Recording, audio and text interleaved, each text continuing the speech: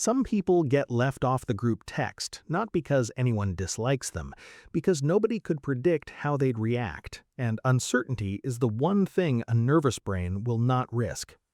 You've felt this before, even if you never had the words for it.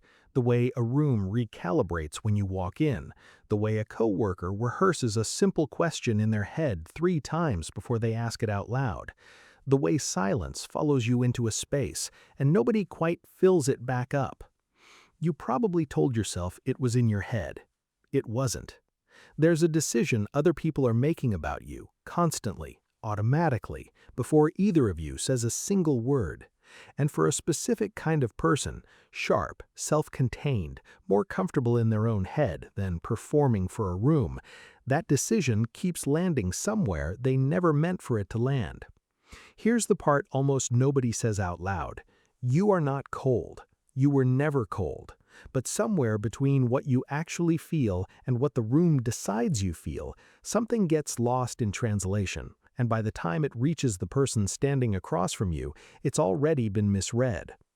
This isn't about charisma. It isn't about being liked. It's about 7 ordinary, forgettable habits that a stranger's nervous system quietly files under warning without you ever raising your voice, without you ever meaning any harm at all. 1. Your stillness gets mistaken for judgment. Most people's faces are doing quiet, constant work, softening on cue, smiling before there's anything to smile about. It's a kind of performance most of us don't even register as a performance because everyone's doing it together. If your face doesn't do that automatically, if it rests instead of runs, people fill in the blank themselves. They decide you're unimpressed, bored, already judging the conversation before it started. And once that verdict lands, it's almost impossible to undo, because now they're not talking to you anymore. They're auditioning for an opinion you never actually had. You didn't do anything. Your face just stopped lying for you, and the room punished the honesty. 2. You don't panic in the quiet, and that unsettles people more than they'll admit. Watch how most conversations actually work.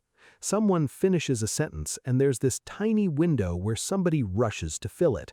A laugh, a follow-up, anything to keep the air moving. It's nervous system maintenance disguised as small talk. You don't feel the same urgency. A pause doesn't panic you, so you let it sit. And to someone who fills silence out of reflex, your comfort in it reads as something closer to control, like you're studying them, like you already know how the conversation ends and you're just waiting for them to catch up. Nobody tells you this, so I will. The people most afraid of silence are usually the ones most afraid of what it might reveal about themselves. Your calm isn't a weapon, it just looks like one from the outside. 3. You speak like the outcome is already settled, because for you, it usually is. This one comes from competence, not ego, and that's exactly why it's so easy to miss in yourself. When you actually know something, you tend to just say it. No cushioning, no, I could be wrong, but just the answer. To somebody still finding their footing, that certainty can land like a closed door. There's a reason this happens so consistently. Research on first impressions has repeatedly found that people size up strangers along 2 dimensions almost instantly: how warm someone seems and how competent someone seems. And it's specifically the combination of high competence and low visible warmth that reads as threatening rather than trustworthy. Not because you did anything wrong, because the room hasn't earned enough information yet to trust your certainty, so it fills the gap with the worst version of you it can imagine. 4. You don't ask if you're okay, so everyone assumes you always are. Look closely at a group sometime. Most people are running a constant invisible check. Did that land? Was that funny? Are they annoyed with me? It's exhausting, and it's also what makes people feel reachable. If you don't do that, if you say what you mean and let it exist without chasing anyone's reaction, you look untouchable. Nobody clocks that you might be quietly anxious underneath it. They just clock the absence of asking and mistake it for indifference. Here's the part that stings if you sit with it. The neediest form of insecurity is probably needing constant reassurance out loud, and somehow it's the person who never asks for it who ends up looking like the danger in the room. 5. Your eye contact doesn't break first, and something ancient in people notices. This is small, it does enormous damage anyway. Most eye contact between strangers is a negotiation, a silent back and forth over who looks away, who signals they're not a threat. If you hold it a beat longer than expected, not aggressively, just steadily because you were simply present and not performing discomfort you didn't feel, something in the other person's nervous system reacts before their conscious mind even catches up. They'll drive home that night, still turning it over, wondering why one look felt like it saw straight through them, while you were just trying to focus on what they were saying. 6. Your standards are audible even when your mouth never moves. You don't have to say, "That's not good enough." People feel it in the 2 extra seconds before you respond, in the specific question you ask instead of the easy one, in what you don't say when someone pitches you something half-finished. And here's the cruel part. Most people don't hear your standards as standards.